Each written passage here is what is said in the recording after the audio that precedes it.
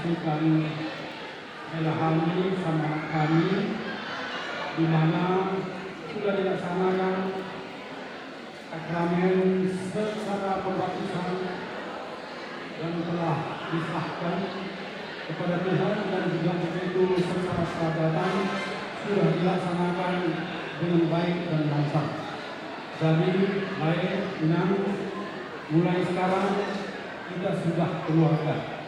Mari sama-sama kita melihat Ela kami sama kami, ajar-ajaran dia, bawa dia ke adat, bawa dia ke Tuhan, mana kurangnya, mana lebihnya, sampai bersama kami lain. Tidak ada dalam hal ini perbedaan sama kita di dalam keluarga. Kami menjaga lain menjaga kami. Itu yang harapan kami. Ya sehat-sehat, iman, panjang umur, jumpa rezeki kita semua. Terima kasih.